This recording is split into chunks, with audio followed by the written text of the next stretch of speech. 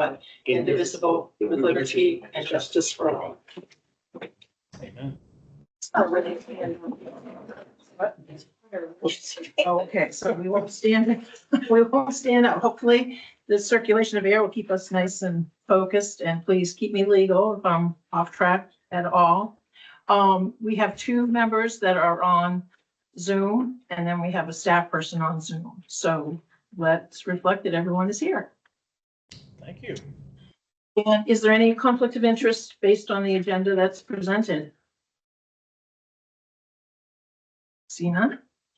B, consent agenda. Move to approve. Second.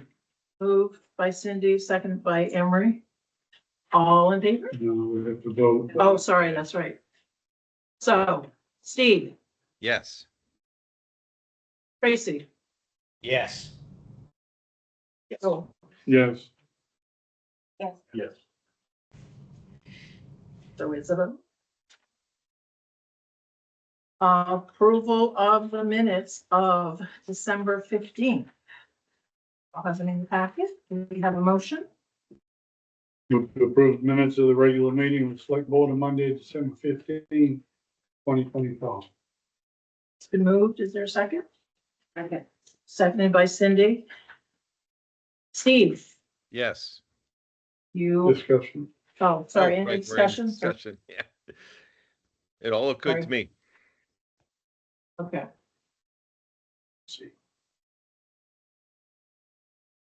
Tracy, Yes.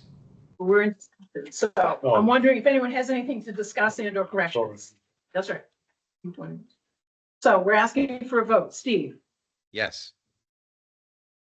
Tracy, Yes. Yes. Emery, me? Yes. Okay. The minutes are approved as presented.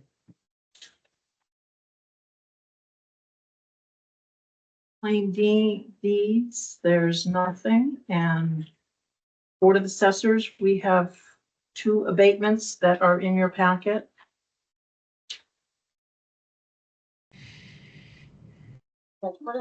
Maybe say anything about these other than what we had. No, No, you don't have to. okay. So we need to do two different motions, I think. Yep. So I would move to approve the real estate abatement for Brent and Andy Martin. Second. Kevin seconds it. Is there any discussion? Steve, a vote on the first abatement of the Martins? Yes. Tracy? Yes. Yes. Yes. Yes. And then I'll move to approve the real estate supplemental bill, which is related to this abatement, for Ted and Susan Graham. Been moved. Is there a second? Second. Any discussion on the abatement for the grants? Yeah, supplemental. I'm sorry. Steve, Yes. Tracy, Yes.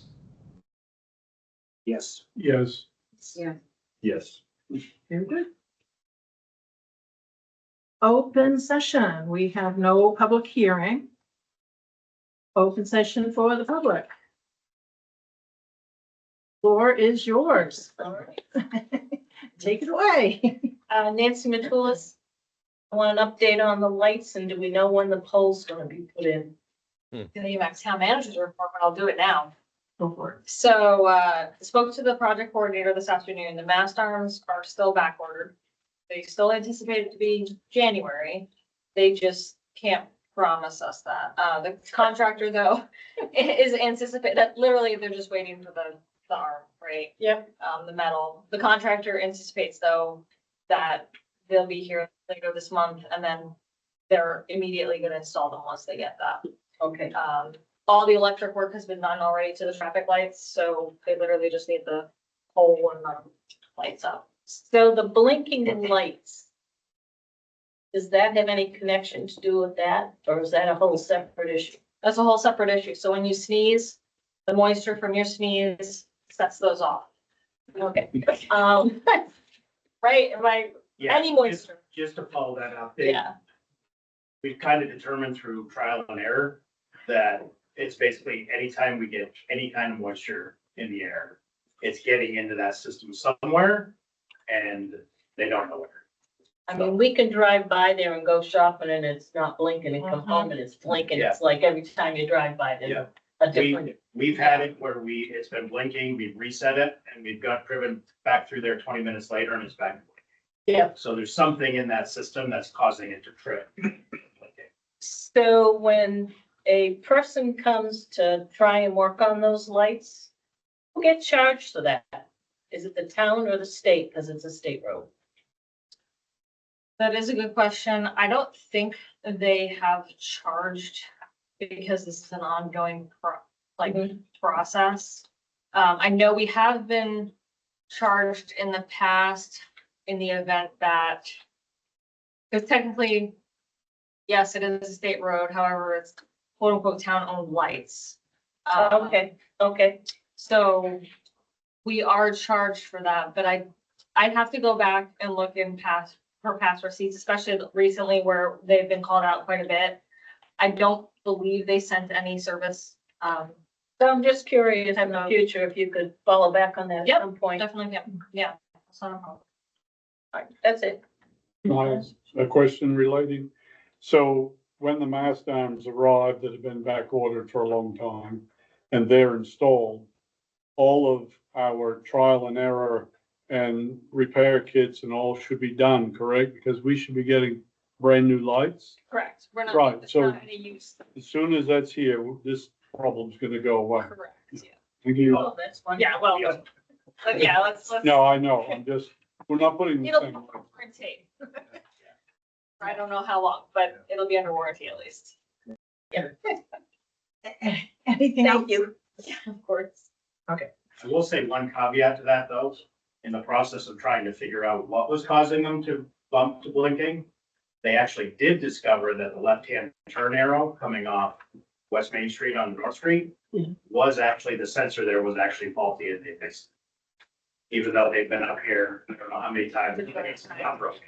They did discover that it was faulty and they fixed it and we have not had any complaints since about that traffic light sticking. So, nice. Good work. Open session for the board. I have some. Go again. So I've sent out some emails on it. We've had some email discussion on the possibility of starting a newsletter that we could kind of use just to get some information out about some of the things we're doing within the committees that doesn't always get discussed here. Get maybe some public engagement. I think there's a lot we can do with that. I think it would go a long ways to creating a connection between town residents and the select board. So I don't know if that, I guess I'm looking to find out what we need to do in order to get something like that started. Has everyone had time to review all the information that Kevin shared? He has a sample kind of. Yes. mold and that sort of thing. I found it Yes. very helpful. Kevin. Joel, did you have? Yeah, no, I reviewed it. Okay. It's a great idea. It's pretty simple, straightforward.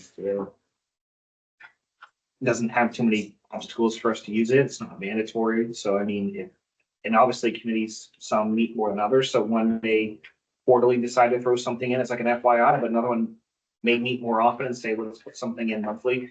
I think that it'll go a long way between if we have some copies available here, but online getting stuff out, people can look at and it's still something people utilize. So I don't see why not. I think it's a great idea. Yeah, and I kind of envision it like Joel said, I mean, and not as a mandatory, when the committee doesn't have anything to report or if you're in the middle of something. I don't see any reason it has to be a mandatory thing for committees to report. Basically in my template I created, I have sections that I can just, if somebody sends me a committee report, I can just copy paste it right into that template. And then I could, once I put it together, I could send it to the whole board for approval. And once it's approved, it can go to Alcina and go on the website. It just have to just be committee reports. No, Like no. police department. Yeah, anybody really. And one thought I had is maybe even, something I actually looked at a town, I can't remember the name of the town now, but it was in Illinois. And one of the things they did was they had like a photo of the month section where people could submit photos. So you pick a photo and kind of highlight the person that took it. There could be a bunch of stuff you can put in there. Maybe just something kind of fun to do. Well, I was thinking of some pictures of some potholes. Absolutely. You Has can name a anybody, pothole. Drop to pause. Yeah, that's the pothole. There's some towns and cities that do that. Yeah. It's a whole movement.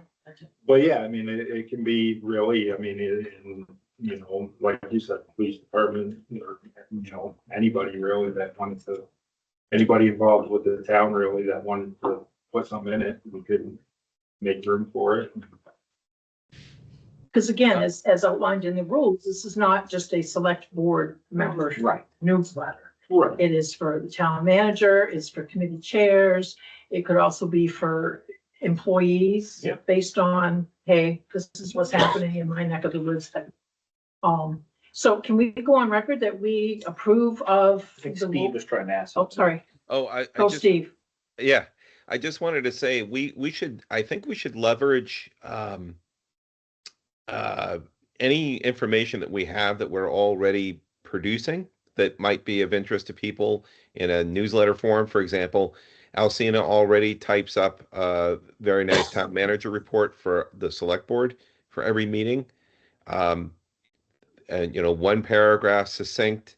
It just gives a hint of flavor of some of the things that are going on. I think that would be,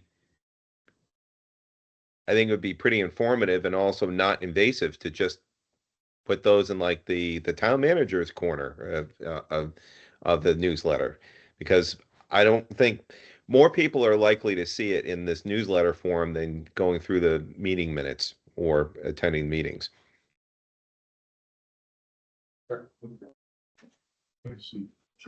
Tracy? Just curious as to whether or not this would be open to other, like the volunteer committees that work with the town or through the town. Would it be open for them to have something, if they wanted to put something in? Would that be something you'd be open to?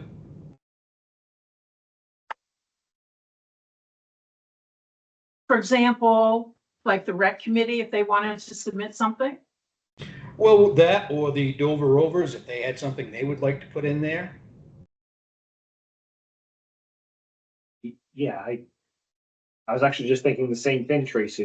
There's other towns that, for their local groups that support the area and work with the town on stuff. That's not a bad idea at all. I mean, like even like a community corner. So with the ATV, if there's a fish out or, the whoopie pie wants to put something in there, is that what we're saying? But Something again, similar the to that, caution yeah. of, Something say similar that to again? just so the committees would know that the other committees would know that they have a place that they can put something if they wanted to. But the Dover Rovers, so if we allow for that, which I'm not opposed to, what about the Kiwanis Club? What about all kinds of different community organizations? Are we expanding to include all of that? I think it could be something we kind of felt out a little bit. I mean, it could be kind of fluid where I think as we get it going and kind of see what is coming in, then we can kind of update things. And because one thing I do want to be careful about is it shouldn't be used for advertising. I don't think that's something we want to get into. I agree. If the Dover Rovers want to, just write up something about, like, for example, trails are open, trails are closed, something like that, but maybe not necessarily advertising in that or something. Because I think we need to be careful with the advertising because that can be a slippery slope. And that almost comes back to kind of tied into what committee they're working with. Because if a couple of them are working in Portion Development Committee and we have a meeting and discuss stuff, or could absolutely see us saying, hey, here's what we worked on or talked about. But if an entity that has no real base here in the community wants to just throw something in there as part of their advertisement, right, that wouldn't be appropriate. That's focused on our areas. I think I've got a good, Go Steve. I think I've got it, building on what Joel is saying and Kevin. So the Dover Rovers work with the rec committee and that they are sometimes using town resources with our approval. We back them for getting, like with the snowmobile club, we back getting the groomer. These are pretty intricate, or I would say established relationships with these outside groups.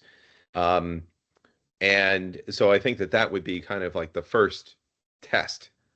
Whereas let's just say, a church community group wants to say, oh, we've got a supper. I think we do need to we don't want to have an administrative headache with this. So, we had talked earlier about not trying to be a community bulletin board.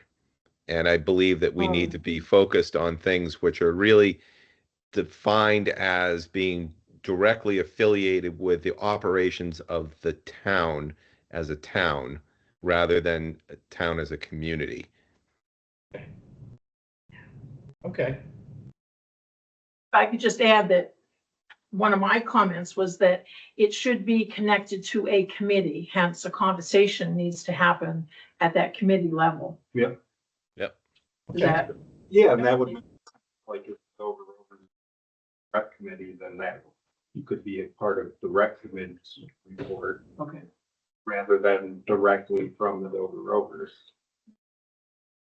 That's another that's And another good way. I think that's something that'll kind of, as we get into it and start putting it together, I think we will find some things that we want to tweak with it. And I think we need to be open to that as well. Okay. When Kevin brought it up, totally in favor of it, good idea, it's all great. But I just wonder, like we've been talking about for 3 years, for the town communications officer and stuff to be putting stuff out online and stuff, the dump road is muddy today, wait three days before going. Or we understand there are potholes downtown here, be careful, but the town is on its way to fix it. We know that the lights somewhere are a problem, but whatever. And we don't seem to get there. So I just hype this all up to be a great community newsletter and have it not go anywhere again. Hence, I don't know if we have, but we had a communications officer that was going to be, leading this charge of communicating with the public to get info out there, whether it's snippets or not. And is that something we're waiting for the new computer, a website or whatever to be here for to move forward? Or is this, are we taking a different avenue trying to reach the same outcome? Or is this, Well, I think. I just don't want it to be built up and just fall apart in a month. Right, and I think with a communications officer, that's kind of for like more instant stuff, like, like say a road is. The bridge is or closed, something, yeah. a bridge is closed, that would be something that we'd want to post immediately. Whereas the newsletter is more for what we've been doing throughout the month as far as our work with the committees and, it's not, it's kind of separate because it's not going out daily. It's gonna be like a month. Whereas the communications officer would be putting stuff on likely on a daily basis. Yeah. At least to start, and I mentioned it in the email, I've already created the template, so really, if people email me what they want in the newsletter, it probably take me 10 minutes to copy paste it into the template. and then I can get it out for everybody to see, and then as long as everybody approves it, then it can go, and it's more of a, like I said, it's not like, you know, it's not reporting like road closures, bridge closures, stuff like that. It's more for, you know, informing people of what, you know, maybe some things we're working on or. Things that are in process. Right, not something that's like an immediate need to inform people on. Well, your article about the shed, that's solid waste. Yeah. That's the perfect example. Yep. You're sharing that information, people are saying, oh, what happened there, or, Right, and that was just, like I said, that was basically, I took that out of the committee report I had written after that Public Works committee. Yeah. And just copied it right out of my report and dropped it right in there. No, build it. Well, I think everybody's in favor of it. Mhm. It's just, checking it out and Yeah. getting a feel for it. Yeah. maybe in 6 months, give a check to see how it's going. Yeah. and work. Okay, Steve has his hand raised. go Steve. That was exactly what I was going to say, Jane, which is that we thumbs up it now because we're all in approved, you know, we're all raring to go on this. And then we set an arbitrary period of time, it doesn't matter what, where we come back to this and look at all the notes that Kevin and everybody else has written about the process.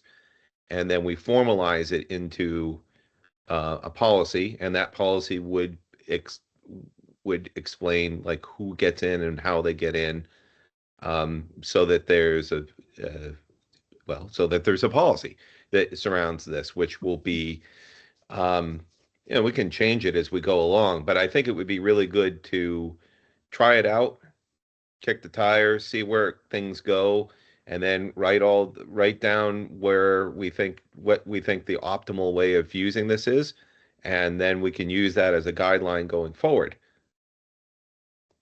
Agreed. That make sense? Yep. Okay. Other open session? Do you have any other issues? Yeah. Anyone else? Okay. Go on. Just with all the, I don't think our ice storm was as bad as it could have been, but it was bad enough that salt and sand reserves, did we knock a hole in it, or we're always well prepared and Yeah, that sort of we have storm? enough sand.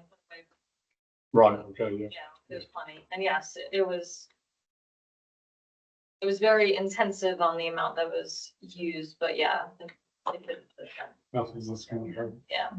And speaking of the nice picture in the newsletter of the dump, the landfill new building, just an update on the landfill. Do we have payment by credit card out there yet? Not yet. Emily and Danny are working with, I think it's Dover is one of the vendors, and then also Inform Me, who we already are signed up with here at the town. They said that they had options, so it's basically they're waiting to hear back for options for that. But they've been working on that to try to get that jump started because I wanted it like last month, but Yeah. it's not as fast as the companies do. Is that causing any problems out there? We have, Personnel problems with no, public? it hasn't necessarily, nothing's gone back to me as far as, because we don't have credit cards and people are now, it's been long enough that they know, come with cash type deal.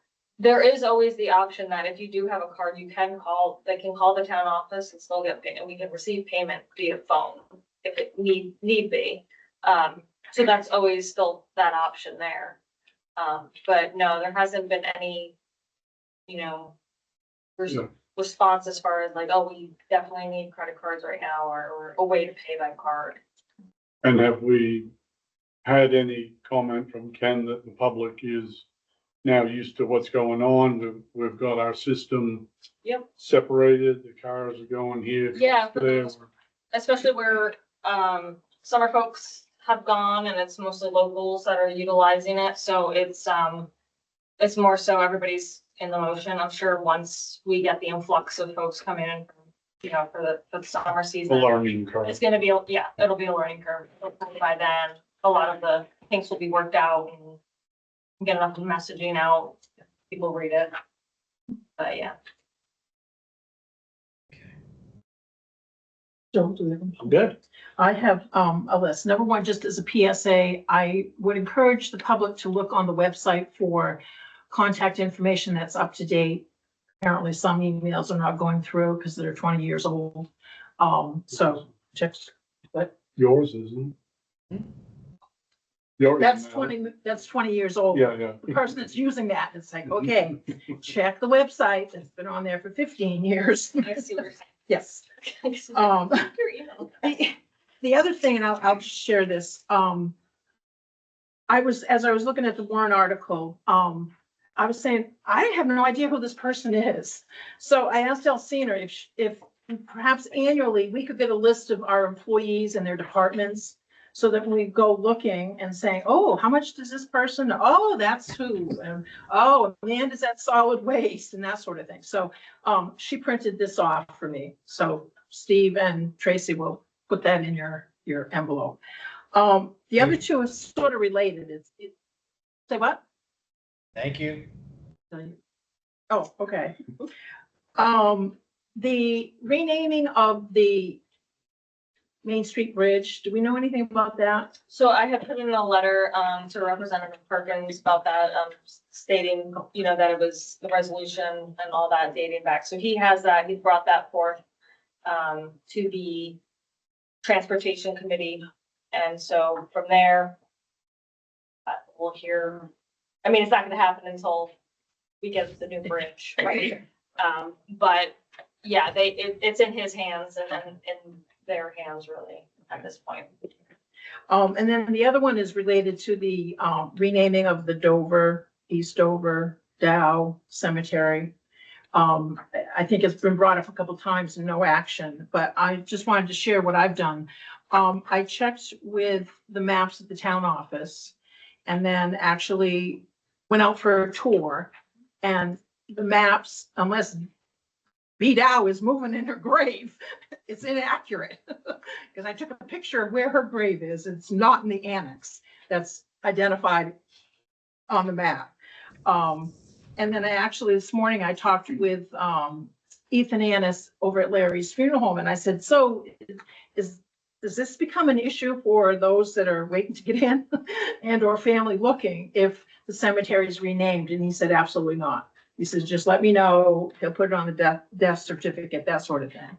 And then I also talked with the Judy, who came and presented, and I said, so, you know, what's your thinking? And again, as she said at the meeting, you know, their first priority would be to rename it the Dow Cemetery or the Dow Cemetery at East Dover, or the Dow East Dover Cemetery, kind of in that order. So my question is, who makes that decision? When is it going to happen? And what does it take to rename a cemetery? Because it's probably going on the first year anniversary in which that request was made. So if nothing else, can we put it on the next agenda and go with that? Okay. Yeah, it's just a reference to that. First of all, thank you for doing all that work.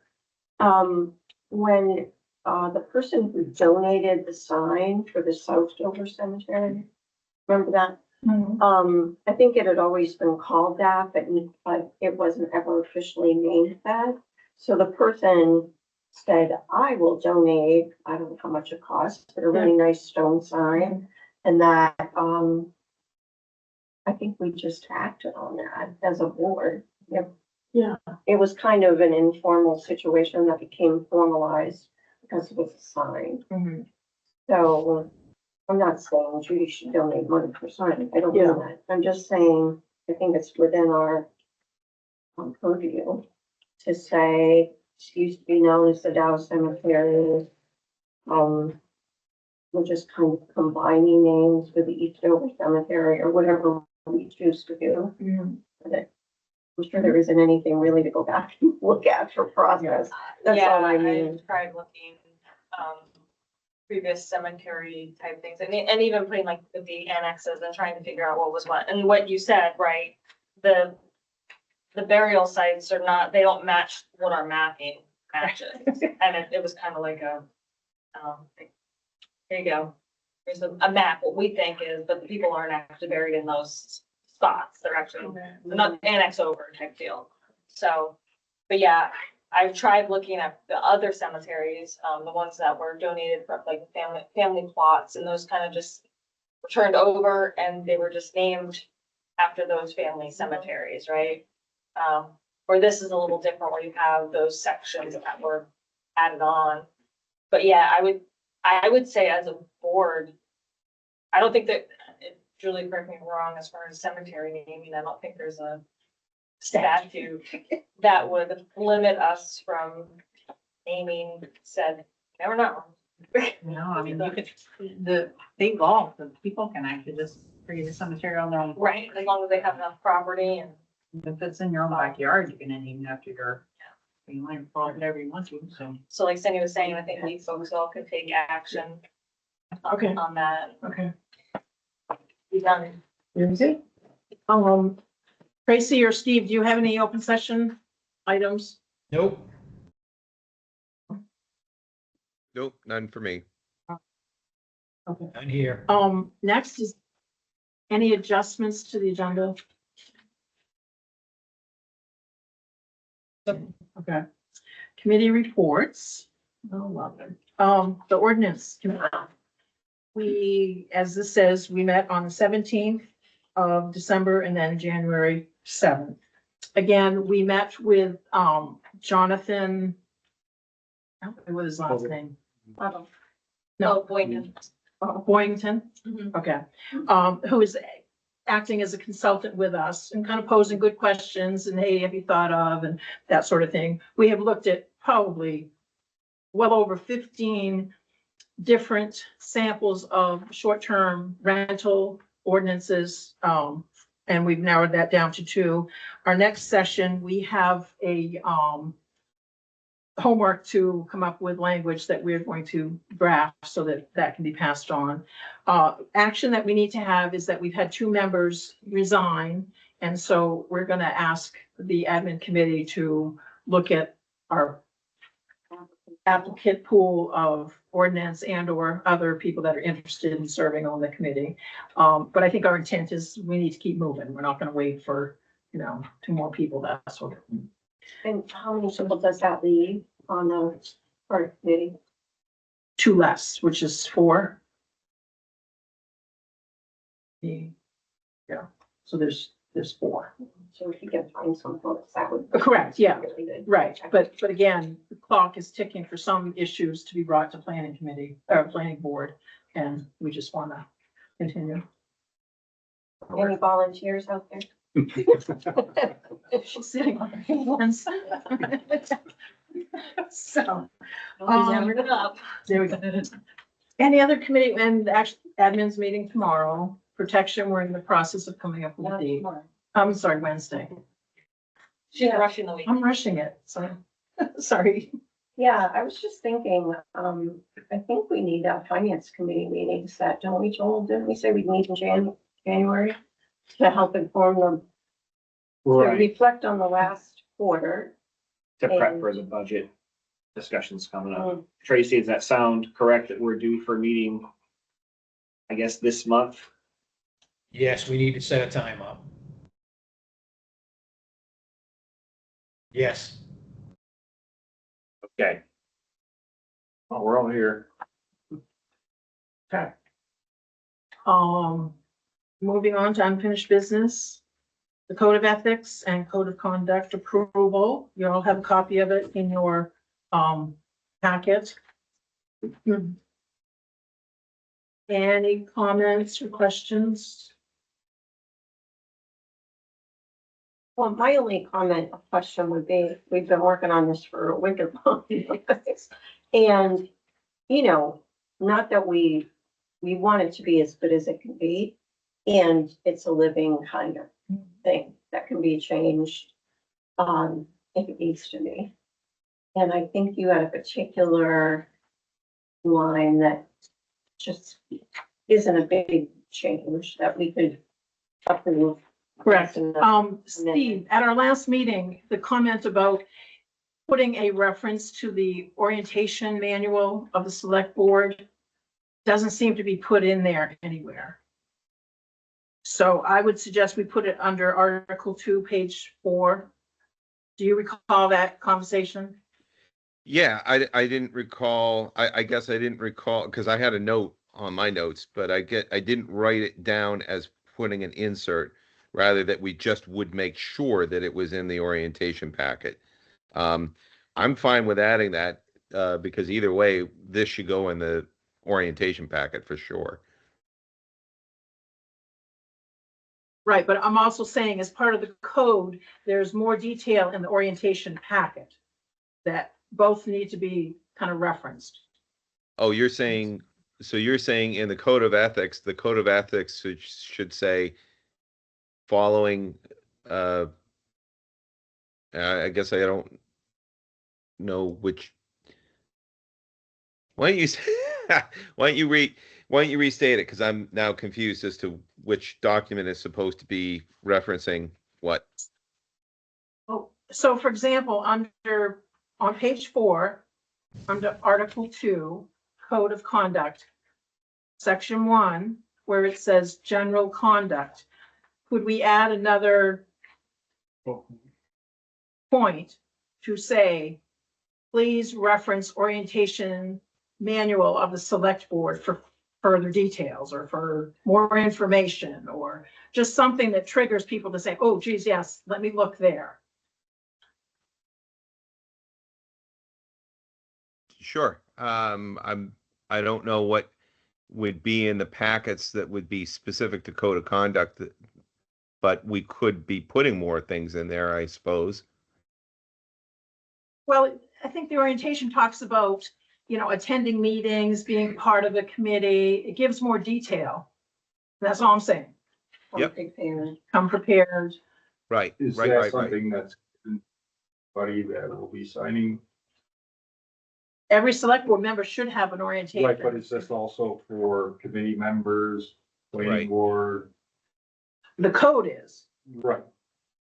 So should that be referenced in the code that non-select board members are going to be signing? I You know think what we I'm should, saying? yeah, Kevin, Kevin's correct.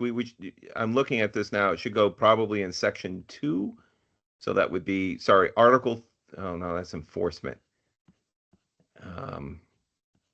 Wherever. Well, Yeah. it sounds like if we're gonna reference it, we'd have to have that binder. There's a select board orientation binder. We should be creating one for the committees as well. If we're gonna reference a binder for extra info, so that way when they come in, you go, here is what you need to know just in case in more detail, Mhm. which is probably not a bad idea in all actuality. Yeah. And it will time consuming to put them together, but I think that can hand someone that's come in a really good packet of information. No, I'm just So, I'm are we- scanning through this, and so the one issue that we have in terms of where to fit this is that, with the exception of the enforcement section, this is applicable to basically all committees of all types, and not just the select board. We don't have packets for those other committees. So the suggestion is that we should probably do that, and just so have a generic reference in here that everybody should be checking the packets that are appropriate for whatever committee or board that they sit on. That's what I'm hearing, and I think that works. So then it's just a question of where to stick it.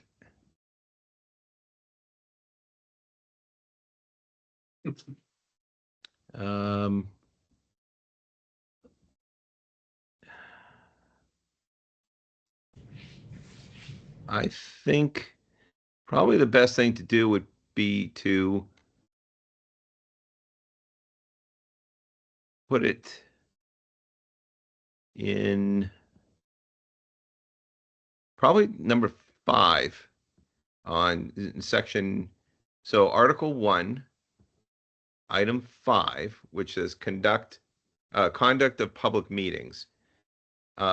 We could say, come prepared to meetings, listen, blah, blah, blah. So it's one sentence there. And then a second sentence, which just says, or work it into that one sentence of reference their board/committee packet, info packets.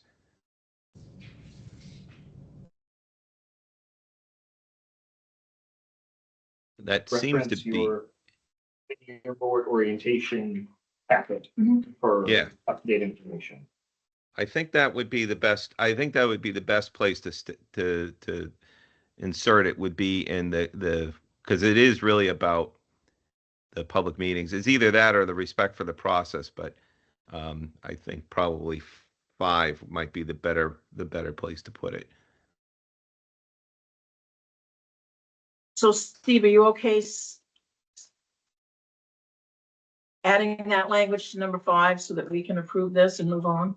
Yeah, I think so too. So if you guys are all okay with me just doing whatever wordsmithing makes it read well, to reference the packets, I can work that up without being under the pressure and the gun right now. Oh, then I would, move that we approve the code of ethics and code of conduct before it with that minor change. There's a second, Second. seconded by Emery. Any discussion? Further? For the creation of the other binders. We try to have a rough deadline, so we have them ready, because I was thinking before June, as an example, like having I know, it's like that. It seems so far away, but it's not. But I mean, just so we put it on here as a reminder that we follow up on it. In case someone says, where's my binder? We go, oh, yeah. Let me check. Let's just pretend. Yeah. right. And I don't mind taking a stab at that via the committee of admin. Okay. Any other discussion before we vote? Steve, Nope, it all looks good. but you're voting yes? Oh, yep, that is a vote yes. Tracy? Yes. Yes. Yes. Yes. Yes. Okay. Motion carried. Yay. So are we asking people to review it and sign it and give it to the town manager? Once We Steve does it? Yes, we should make sure everybody's got a copy. The whole point of the signature is just to ensure that everybody acknowledges they've received it. We in the town need to keep track of who has signed whatever paperwork, including this, so that we can match it against the people that should have signed it. And obviously going forward, it's that should be part of the taking the oath, so that we don't have to. Right now, we've got to catch up, but going forward, I think we can handle that as people get appointed or voted in. Okay, thanks, Steve. Item B. The RERC committee volunteer position from the select board. Do I have a motion?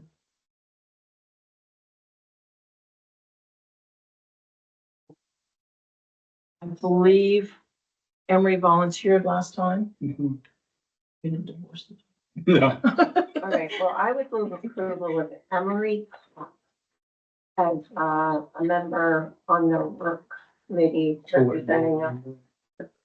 Select board member on that. Yes, what's your middle name? Because I really wanted to say your whole name. Edmund.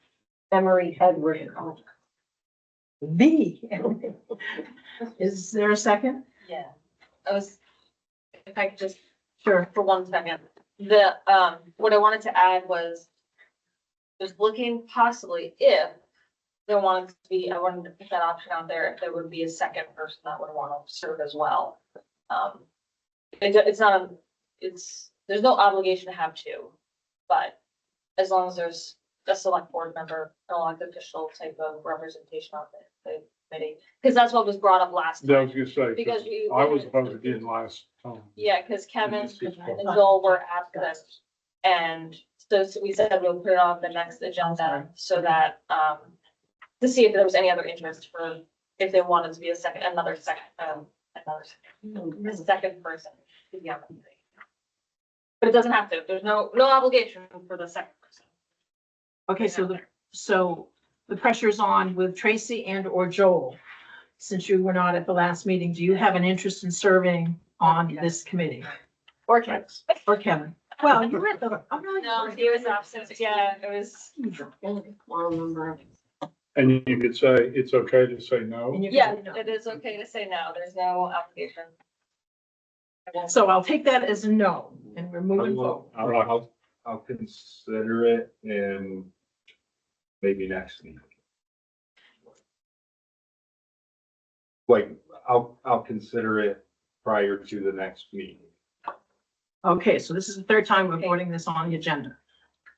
So it is a no at the moment. Okay. So actually, we don't need the motion of Emery. You saw. I thought we didn't vote. I was looking in our minute. I don't see it. Yeah, I didn't think we voted, but anyway, We'll table. What is that committee? I don't know. We're gonna make them say. It's a planning grant that we got through, the feds, through EPA, Northern Border Commission, and I can't remember all the entities. Please don't hold it against me if you're gonna be watching out there. But yeah, Okay. So that. for recreation, economy building for the area, Gotcha. because lack of it, Do we know how often it's gonna meet? I don't. They haven't given any information as far as how consistent or how it's gonna be a commitment, at least for the workshops, like it's a 2-day type of event. There's gonna be public engagement, meetings, and then some virtual meetings as well. But they haven't, I think probably maybe 10 meetings in total is what they said. And they could, I'm not exactly sure the time, they haven't given us. How long is this part of the planning phase? They haven't given any information. Okay, so It's it's very, I have nothing for you, other than, Extension of that planning grant, this committee is. yes, we needed this committee in order to do the planning portion of it. Okay, yeah. I volunteer for that. I can do that. okay. So do we need a formal motion? Okay. And following Robert's rules, let's go back to the first one. It wasn't seconded, so it dies, and it is reflected in the minutes. So Emery, you are duly enough. So let's have a motion for Kevin. I would. Which middle name? Albert. Oh, I would move to, appoint Kevin Albert, sorry, serve in the second position, which we established at our last meeting, on the work meeting. Is there a second? Second. Seconded by Joel. Any discussion? Thank you. We're voting. Steve, Yes. Tracy, Yes. Joel. Yes. Motion passed. Congratulations. All righty, new business. Home enforcement update. Hang on, here she comes. Hello, Hey, man. So, just a couple of things. I think I've already reported that Alcina and I went to 130 Grove Street and there was nothing to be salvaged in it. And we have, Alcina's put out an RFP for Dwelly and Grove Street to get bids for that. I know at least one has come in. I don't know how many. That's an Alcina question. And with regard to Shore Road South, the Tuesday before Christmas, Alcina and I, the plumbing inspector and his state contact, we all went up Shore Road South, and the camper is not legally connected to the septic, which we knew, but they had to see it. While we were there were all kinds of other allegations thrown out from the homeowner of the camper, about other people and how they're violating different things in shoreland zoning. So I'm working right now with my contacts at DEP to see who's doing what and what's the violation and has a penalty for the violation. And then we're going to have a meeting with all the residents and just kind of go, here you are. We're going to just, I mean, it's gotten into a feudal situation where they're all going back and forth. So where our plan is to just kind of lay it all out for everybody all at one time, all together, and see where we go from there, basically. Alcina might have something she wants to add on that because she was present for it. I don't have any additional, just we can, and then covered it for you. Does anyone have any questions of Nan? Cindy? Yeah, Nan, so what does that mean for the folks who aren't connected to the septic in terms of their living there? And that seems separate to me from the neighbor disputes. That's a very specific issue. It is. The plumbing inspector, I believe, is the one that is supposed to bring it forward to the board. And then the board will send a letter, or the letter will come from the plumbing inspector and the board saying that they're in violation. And I believe it's like $100 a day fine for any of these violations. Go ahead, Steve. You look like you were going to say something. Oh, no, that was an ouch. I was Oh, saying yes, ouch. it is. The homeowner with the camper did say if he had to, he would, we've also learned the shelter that he's put around the camper is a violation in and of itself. You can have an awning, but you can't have a shelter around the camper. So he said he would cut a hole in the shelter and pull the camper out and put the camper on the other side of the driveway and hook it up. So that is an option for him to do. I just don't know if they'll actually go through with it.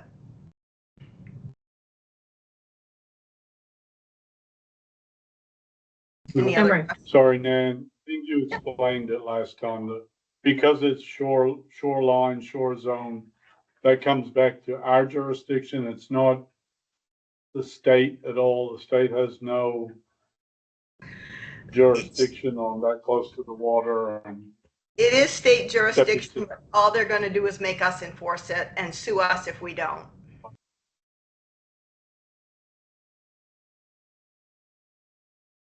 So it's up to us to Anything take else? care of it. Sorry. No, you're all right. I wanted to ask you about the tear down next to True Value because it looks the same as it did a couple of months ago. And I've had different members of the community say, what is going on? It looked, for one thing, looks horrible, but more concern about, people getting in there and being injured. So you're talking East Main Street? Yeah. The building right between the two True Value buildings. I know what you're talking about. I'm going to have to go see Timmy. I thought he was when he started, I thought he was taking it down. And I realized that means he'll have to put a fence up because the ground drops at the back of the building.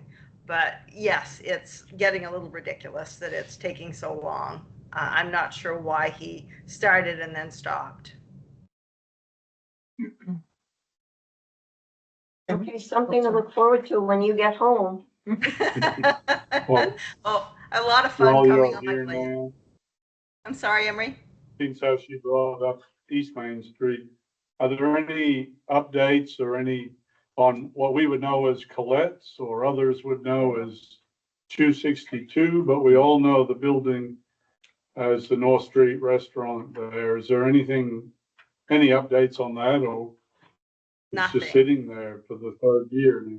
I had, it's been bought by some folks that are Chinese, some folks from China, and they came into the office with an interpreter on their phone. That was fun. And they were saying that they wanted to turn it into a Japanese steakhouse. They would cook it in the kitchen and bring it out. They're not going to cook at the table. but I've seen no movement on anything. They haven't gotten any permits. They just were getting information. I told them that they'd need to talk, some of it will have to go through the state because they've got to get state permits for a restaurant and all that. But I've heard nothing more from them. And they don't speak English. It makes it challenging. Thank you, Nan. You're welcome. Any other questions? Don't think so. Okay, then I'm That's gonna something I'm move. gonna email you. She's gonna be. Item B is part-time police officer appointment, Tyson Ober. Any details is the Seth wanna, I'm sure most of you know Tyson used to work for us full time, and he's just interested in getting back into law enforcement on a part-time basis. So he would help cover shifts, there's no commitment for him to come back full-time, Mhm. at this point, and so, yeah, just bringing him back on a part-time basis to help cover. their motion? Yeah. Move to approve Tyson Ober as the new part-time officer of the Dover-Foxcroft Police Department with the term to expire June 30th, 2026. Joel seconded. Any further discussion? Go ahead. Is there anything that's, with licensing certificates, all his credentials and stuff of that remains up to date or Yeah, stuff he he'll had have to do? He had to do a few things to get it. It's current through the academy, but he had to take a couple years worth of training to get it established so he can work, which he's already done. Right. Yeah. So all his credentials and everything are valid and up to date. Yep. And he's still living in Dover? He is. Yeah. So, any other discussion? A vote, Steve, Yes. Tracy? Yes. Yes. Yes. Yes. Yes. The motion carries. Welcome back, Tyson. Item C, a special amusement permit for the Bears Den Motel, Restaurant and Tavern. And as it reflects here, Seth, you have approved the application. Yeah. Move to approve the special amusement permit for the Bears Den Motel, Restaurant and Tavern. Second. Moved by Emery, seconded by Cindy. Any discussion? Steve, a vote? Yes. Tracy? Yes. Yes. Yes. Yes. Yes. Yes. Motion is approved. Appointment of a select board member to the Pinecrest Development Corporation. Steve, you sent out, an earlier email, and I will turn it over to you. Okay, so just being real nitpicky on how the process is supposed to go. The town is supposed to appoint 2 members to the Pinecrest Board. That's per the charter of Pinecrest. And we had done that with me being one of those 2 appointees. However, it was brought to my attention that technically since I've been serving on Pinecrest Board already for a long time, that what should have happened was I should have resigned my seat. If you can imagine it, there's actual seats. I was supposed to move from the seat there to the seat over here. And in doing so, Pinecrest Board could then appoint somebody from my old seat, even though it's still me and I'm sitting in the same room. So what Pinecrest is in the middle of doing is redoing its bylaws, because right now its minimum director count is 10, which is very difficult, as we all know, to keep that many people on at any given time. So what I am looking for is somebody from the select board who's not Emery or myself, because Emery is correctly appointed and I'm I'm already on the Pinecrest board. I'm looking for is one of the select board members to volunteer to be on just so long as we can pass the new bylaws, which are drafted, to reduce the director count from 10 down to 7. And then the select board member who volunteers tonight would then be released from duty, or could stay if they want. That would be up to them. So does everyone understand? Yep. And do we have a motion? I think Joel is getting ready to comment here. Let's have a motion. You got me at released, so. Yeah, yeah. um, And I should also say that we're planning on doing this as a unanimous consent. So hopefully we won't even need a meeting to get this done. So you could be on and resign without actually ever having attended a meeting.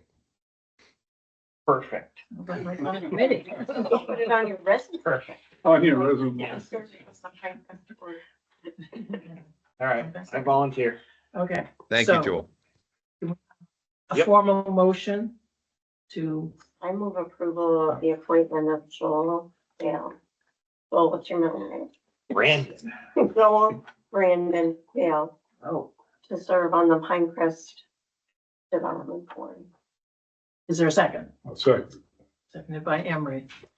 Any further discussion? Thank you, Joe. Vote, Steve, Yes. Tracy, Yes.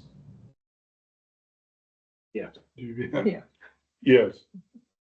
Yes. it's been approved. Congratulations. Great. Thank I you like very much. that. You can, Joel, I'll you be in touch. volunteer, but we're gonna fire you. All right. All right, moving right along. Item E is the new truck and plow purchase for the Public Works Department. And in front of us, we have the bids, correct? Mhm. Any questions, or do you want to give detail? Yeah. Alcina? So this was approved with this budget, that we're in through the capital. So things were busy in the earlier beginning portion of this, budget season, the budget that we're in now. So we finally got the bids out and,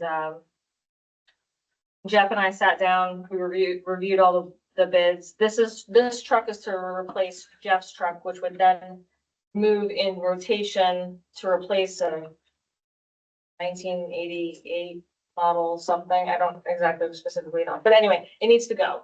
It's beyond life. We don't want to keep putting money into this, whatever you want to call it. We received 3 bids and all of them met requirements, they were timely, all that good stuff. And, and O'Connor's, came in with a very favorable bid for us. So, and within our budget, which is always good. Any questions of? Yeah. No, you don't. So there have been times when we've gone with a local business, even though it's a higher bid because it's a local business. So could you speak to that? Yeah, of course. So the local business would be Raoul's Garage. And the bid, did not. So within the bid package that was presented by them, we would be getting, a used truck. It would already have 1,000 miles. There was a demo on it. The color was white. They're trying to avoid a white truck for reasons. And then also the service contract, toolbox, and the rear head rack was not included, which were all items that were needed in this bid. And those would all be extra. I believe it was totaling, I think, an additional 10,000 roughly added to that pricing to add those items on. So it would put us way over what we actually allocated for the truck initially. Emery? My question was similar. I just want to make sure that Raoul's did get the packet that said a rear rack, a toolbox. Everybody got the same And thing. that's Yep. all I want to make sure. And to add on to Cindy's it is 5,000. Do we stay local, but the service contract or whatever, it looks like O'Connor's, and that's brand new.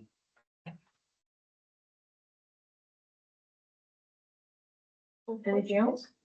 Well, and again, I think with local, are they approachable? Can you say, and sometimes a business may not have something available, so it sounds like you followed up and, Oh, yeah, Okay. I was on the phone with all three of them, just to kind of follow up to make sure that Yep. they had everything that we requested, because we have and you're welcome to see the bid that we sent out to the folks.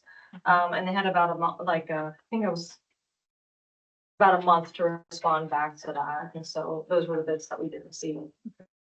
I'm sorry, I have to add part two. Augusta is a ways away for early oil changes and hydraulic fluids and service, and is that been taken into account? But You don't have to specifically bring it to Augusta, so anybody that's a, certified. GMC, thank you. Yep, I was like, making sure that I had the right truck, not to insult the other brands, but yeah, as long as it says that service contract carries over to any other dealership. right. so do we have a motion? I'll move to approve the purchase of the truck and plow combination from O'Connor Autowork. I'll second it. Been moved by Kevin, seconded by Joel. Steve, please Yes. your vote. Definitely, Tracy. yes.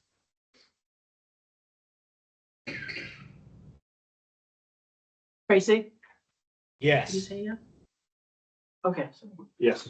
Yes, yes, Yes. it is approved. And There's a little delay between California. okay. 3 That's hours. the waves. All the sun out there. Last but certainly not least, the town manager's report, which you had a hard copy of, but I'll see them. All right, so we already touched on, the traffic lights, which was in here. Yeah. Earlier on, so we will be hosting here at the town office, what's called basically the Downtown Riverfront Design Open House. So ASF and TNC have been working with me and basically it's kind of, similar to the design workshop that was held 2 years now, I think, Well, back. back. But the only difference is there's not gonna be a formal presentation. It's going to be literally you drop in, there'll be tables set up with different activities. There's gonna be folks there to be able to answer some questions as far as the dam, and how the riverfront. We're looking at, bringing up the wetlands, biologist for the plants and a few other specialty folks, so that they can answer questions. So, yeah, we're gonna have it here in the meeting room from 1 to 3. You can drop in. There's no obligation to actually stay here the whole entire time, but you're welcome to stay here the whole time. If you have kids, you're welcome to bring kids, because we're gonna be like kid activities as well to kind of occupy them if families wanted to join us. Light refreshments, so hopefully food will bring people in. And it's really important that folks attend these events, because this is eventually what shapes what our riverfront's gonna look like, and the more feedback and input that we can get, the better. So we're aiming for, at least. And I also have the event posted on Facebook, so folks can go ahead and RSVP, so we kind of have an idea, as to. But that's not the only option. I mean, you can just drop it. Then budget committee. So this Can I year, ask you a question? yes, go ahead, sorry. So all that work that was done previously, Mhm. or is some of that gonna be available for people to look Yes. at? Yep. Okay. The sample threats that they came up with will be available. And also we had discussed maybe having something similar, like draw what you would like to have, or that type of thing. Or what would you like the envisioning to be? Mhm. And so there's gonna be different stations in this room. We're gonna break this down, put some tables up, chairs around, so people can sit and kind of just do whatever activities that they have planned out for that. And it's not very far away, so. No, it's not. I'm like concerned about turning people out for this, on a Sunday. Yes, so, well, we had reviewed. It's hard to get people to come on a weekday, right, an evening. Saturdays, people are filled with basketball games and all other sports and all that. Sunday, so Sunday, we're hoping folks that do attend church will be out of church, can go ahead and come. There's usually, Sundays are a little bit more quiet. And we're hoping that there will be a decent turnout. This is not the end all be all by any means, so there's gonna be probably a couple more. This is just to get preliminary stuff to gather for that. So we'll just see how the turnout comes, but Sundays seem to be the better of the day because, you know, as many times as we've tried for weekday evening, we can't get a turnout. Saturdays are hard as, I don't know, though, we had a really good turnout for the villages we did. meeting, that was in the evening, we had a Yeah. good turnout when we did this in round one, Yeah. that was an evening. So It I'm just was- nervous about this time frame. I don't know what other people think of. Has anybody responded to the Facebook post? Not yet, I haven't checked the actual response since it's gone out, but just kind of looking at what the current time or the time of year that we're in, basically is a lot of, I think, basketball tournaments and all that sort of stuff happening on Saturdays. So that was the concern. Hockey started up, I think, as well. Even with this, it could be a good judge of how Saturday, Sunday things go, Joel, to see if, Oh, yeah. if we get nobody here, then we'll, if we get 60 people here, then we'll know that, well, perhaps the weekend Right, committee meetings or whatever. yeah, for other types of meetings, yeah. It's always gonna be the challenge of trying to find the right time to collect people that wanna come in, because it changes during the year. People's schedules change, and some people really don't like the dark at 4 PM in the winter. They'd rather be home down way, so. Yeah. But hopefully it's a good turnout. Yeah, and that's kind of what we went with the drop-in method. You don't have to sit here for the 3 hours. You just kind of pop in, look around, ask questions, or might not even have it, or have, there's also a suggestion box. You just drop that in and be on your merry way if you don't want to. So, it's like. Any other questions on that one? Just, you know, I feel like in the previous, iteration of this work, there was so much focus on what was going on, that people were following it, and I don't even hear about this now. So it just makes me nervous that people aren't ramped up like they were a couple of years ago, and so I'll just be thinking about how to encourage people to come, myself, and, yeah, I'm just concerned that people are gonna say, what's going on? I didn't know. I don't know, you know, Yeah. the usual. Oh, yeah. I did notice a bit of, downtown riverfront design open house.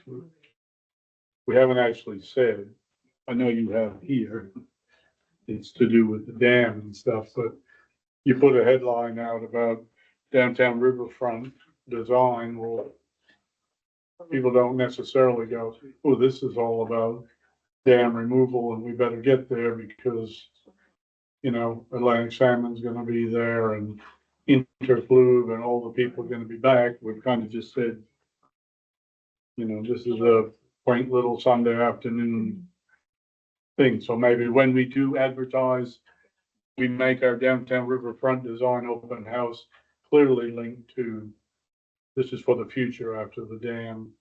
Yeah, in the blurb, it actually Yeah. says like to basically once the dam, we're doing the work prior to dam removal so that we have a clear path as to what we know what the riverfront is gonna be. But I do understand that. The other thing too is if we put, or not to say if we put, dam removal or about the dam. The focus of, it might just be on the dam aspect and it'll Yes. be led away from the actual work of River. what is the riverfront restoration. Yeah. So when are they gonna take it out? When are they gonna do, it's like, Yeah, no. which is fine. Questions can come in, people can come in and ask those questions, but really the focus is trying to figure out what is the riverside gonna look like? What do we want it to look like when it After actually does? the Yeah, dam has been removed. right, exactly. I just think we Yeah. need to be clear about it. Yeah, Or even to add the word, phase one or pre-planning, or Right. just something so that, they're not coming next week and, cement trucks and. yeah, no, it's not gonna happen that quick. I can tell you that. Okay. Any other questions on folks on Zoom? No? All right, so then the second thing, so this is gonna be a little different this year. After sitting through my first budget, I sat there and I was like, there's gotta be an easier way. There's gotta be a less intensive, not only for staff and then committee members and then the public to attend, because these back-to-back meetings for the budget. So I approached the folks of the budget committee, obviously asking, are you willing to be on the committee again? Still interested, that type of thing. And then also what they felt about a one-day workshop. And everybody was like, yeah, let's do it. And then I've also discussed this with our department heads as well, because they're gonna be coming in to do their portion as well. So they were all in favor, because then obviously they're not having to come back in the evening after working a day. So, the date and time has not been confirmed, but there is gonna be a poll that'll go out to the folks on the budget committee to kind of see what's gonna work the best. The date is still gonna be in March, just like it has always been. And we're looking at a time frame of between 9 and 3 p.m. To have the meeting. I almost want to say that it probably won't even take that long by the time we get through all the steps once we get rolling. So it might even be a shorter meeting than that, but we'll see it, obviously. And then also the public is welcome. It's just basically a normal budget committee meeting, just in a one-day shot.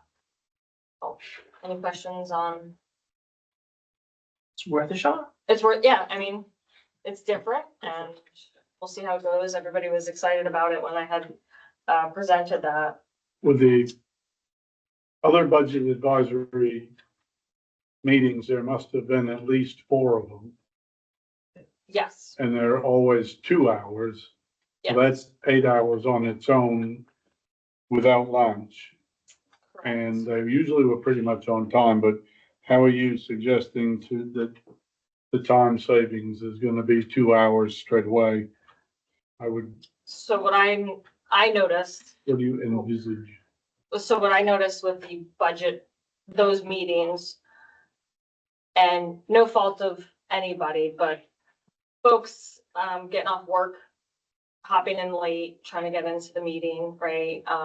There was just extra chatter. So I think if once the meeting starts rolling, it's gonna go a smooth transition. And we're not having to like start a meeting every single week and try to rehash something from last week or whatnot. And then it also kind of gives availability for, I know there were a few things that were tabled because I had to do some research on, and I literally have my computer in front of me. I have the time. I can quickly clock away and bring that up while we're at that meeting. So they're really, unless it's like some major snafu that needed to be tabled or whatnot, which I explained to the budget committee that obviously we could have an additional meeting to follow. I'm pretty confident we can squeeze this in. So will voting be a part of this one-day thing? Because I know one of the meetings was dedicated to voting, and or some years they voted as they went. So that's how the budget committee is gonna structure it, right? Because last year, I think I'm trying to remember, because, It was a little confusing because they Yeah. started to vote. and They- then yeah, they started to vote and then I think they voted at the end, if I'm remembering correctly. So that's something obviously the budget committee is gonna have to come up with, how they're gonna actually do the voting portion. And then obviously there's gonna be another meeting that they'll have with the board that'll be separate. Mhm. But this is just strictly their, Okay. their committee meetings condensed. Yep. I think it's wonderful that we would like to try to do something different, but having sat through budget advisory on a few occasions, I just noticed at times it appeared to be rushed forward without really a few people who also may have been new on the committee that hadn't quite got their hand up to ask some pertinent questions. And when Seth is here and we're skipping over a few of his new employees, let's move it along, move it along. How are we gonna combat that so that it does come down to everybody has a chance to ask a question if they'd like, keep it on track, I understand, but there are details and stuff that at times get kind of washed over and, well, yep, just vote it through. And Yeah. I just want Yeah. everybody on the committee have their chance to say, This way, I think you're gonna have more of a chance, because I felt that those meetings were rushed.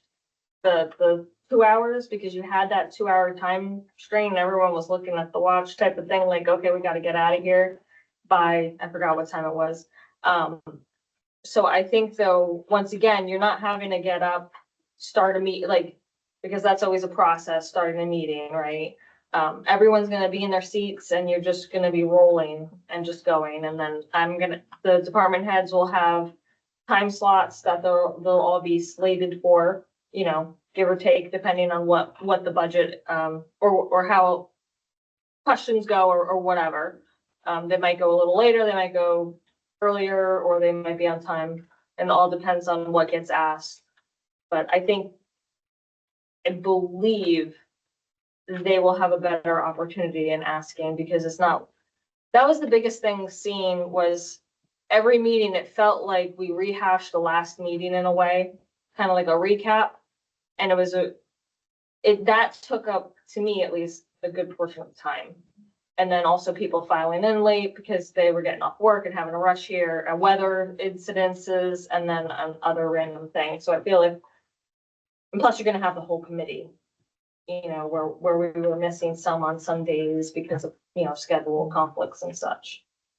And we're also going to be meeting via our committees with department heads. That's correct, yes. So That's that the we first can either step. flesh out, and I think, Joel, your idea about, hey, give us, Yep. the standard things, kind of no discussion, we need to pay people. Yep. And we need to buy gas. So let's move on to Right. those bigger chunks. Yeah, we're gonna have a mix of people that some ask questions because curious, others kind of get caught in the weeds. Like you said, like we heard very similar questions get asked, even though we thought we answered it.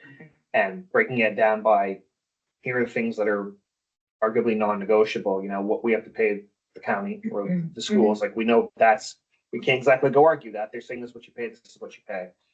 And then for a lot of the smaller stuff, it's okay to say, you know what, then how about you talk to the department head? Because that's a relatively minor thing, if they're asking about pencils, well, okay, that's not for this meeting. You can talk to the department head about that later on.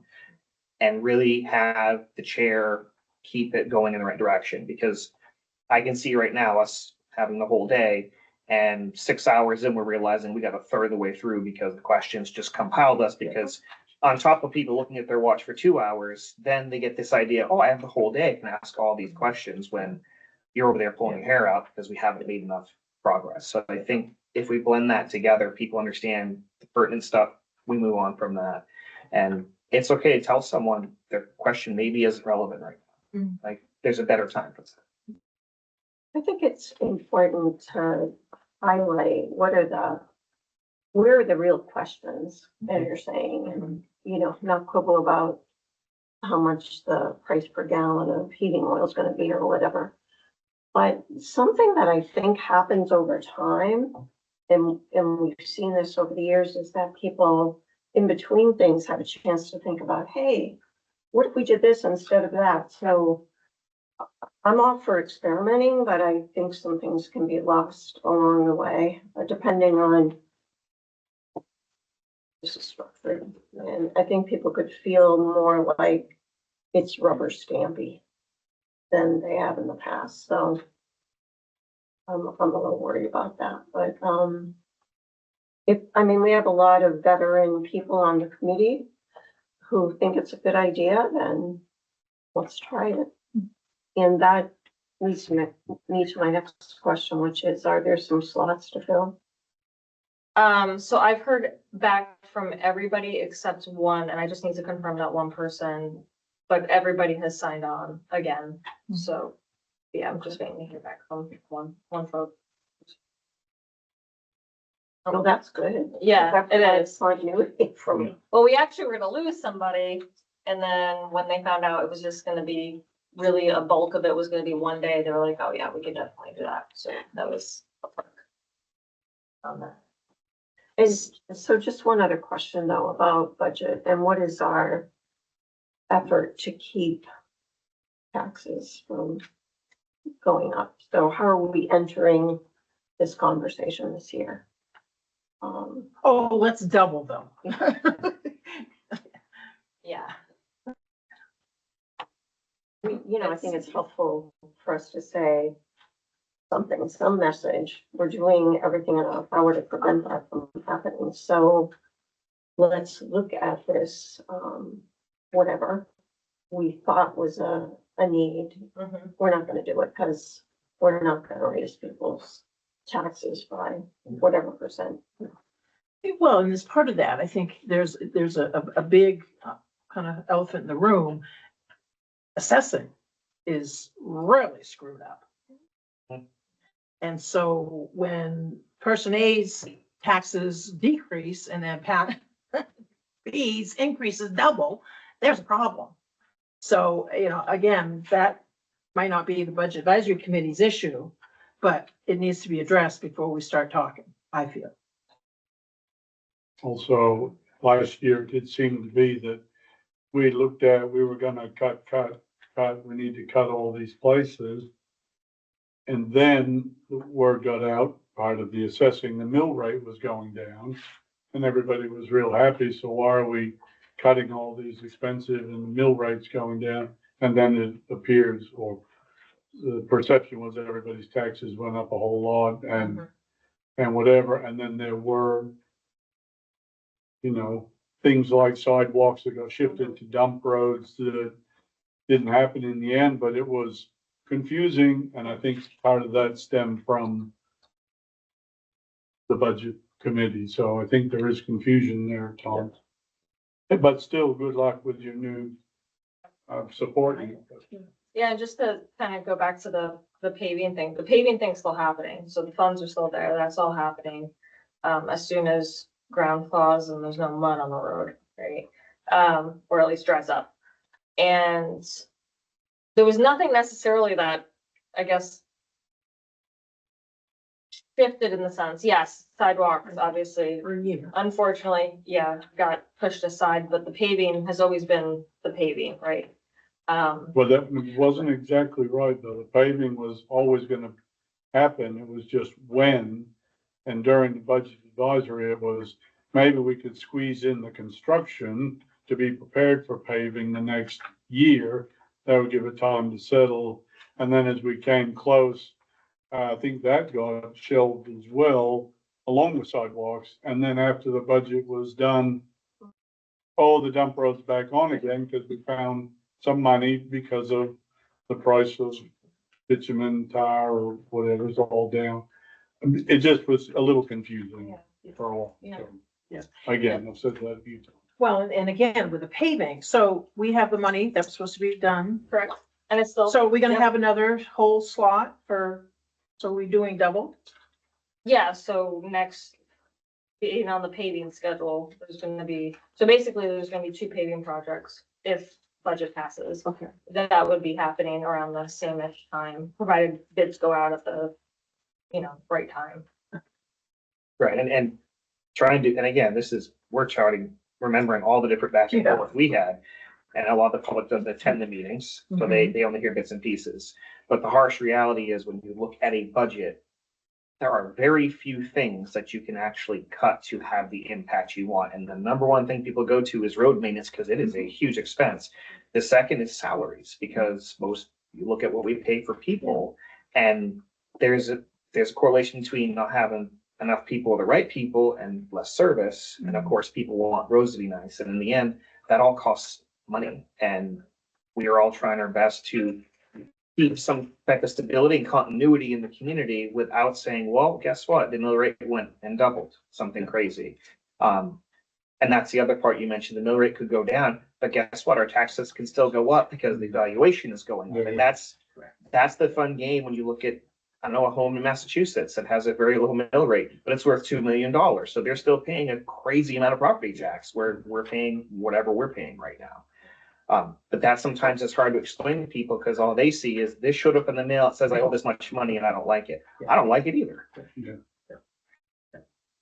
Speaking of roads, Yes, so I got quite a few residents and travelers through the area that reached out in the past few weeks. Oh, Steve's right. Steve's Oh, doing the hand. go ahead. Sorry, Apologies. just wanted to say, are you planning on getting, having some lunch available for the people? Yes, I personally will be purchasing lunch for people out of my bank account. That should be coming out of the town budget. That's not, What's that? the town manager's budget, As a thank you for doing a day. the town manager has. yes, not her wallet. Correct. Right, Yes. thank you. Pizza. Wow, I'm Some coming, if people- it's out of her wallet. No, Some no, people, I wanted to make sure she wasn't. Yeah, no, the budget committee will be fed. Yeah. And If it's, and- if it's brisket from Pizza, Belly of the I know Beast, they'll someone be there. Right, exactly. I know people mentioned, like a pot or bringing some kind of type of, Yeah. bigger foods, that type of thing for the day. Okay. So. All right, was that, okay, thumbs up. Tracy, do you have anything? No. Nope. All right, and, moving on to roads. So as I was saying, in the last few weeks, I've gotten a lot of compliments and praises for our public works crew. The weather has been very challenging, as we all know. We go from snow, ice, rain to sunny weather. And then, so I was able to actually personally pass that on to the crew last week. They were very appreciative and positive on the feedback as they continue their work through the changing conditions. So thank you, Public Works, as well, for being diligent and getting out there. One of the comments was actually, this is the first time, I'm paraphrasing because I can't remember exactly the item, but this is the first time in a very long time that I can remember that Dover's roads were better cared for than main DOTs on the main stretches, and even some of the outskirting roads like, Range Road going into Atkinson and East Dover, that type of area. So I do remember that comment. So people have been reaching out with positive comments, so I then, shared that with the folks there at Public Works, and they were very happy to hear that. And as Nan mentioned also, which is not on your list, there's RFPs out for the demolition of 56 Dwelly Ave and 130 Grove Street.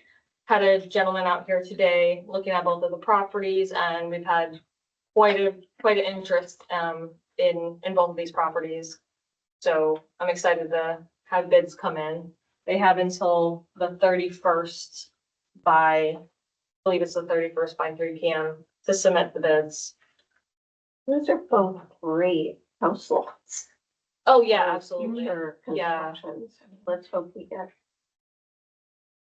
something built on them. Yeah, definitely.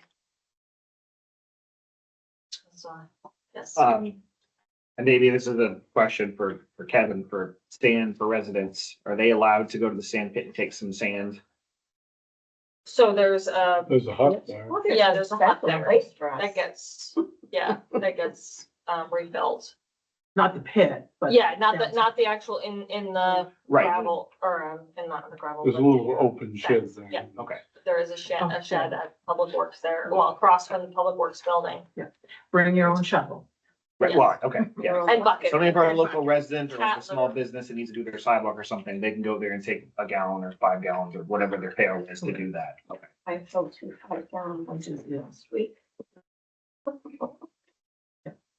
And I had to wait for somebody in front of me because Yeah, it's easy crap. a commodity. Anything else? Questions of Alcina?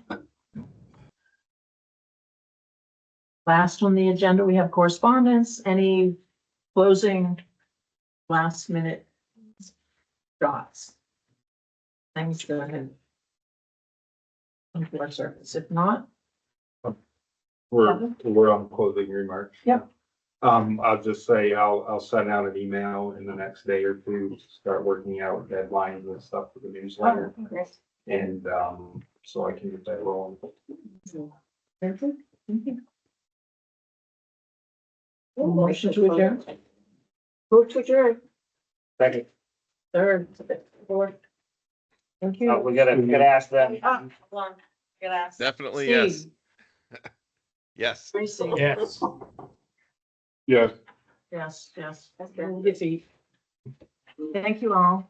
Thank you all. You. Thanks, Seth. Thank you, Seth. Thanks, Seth.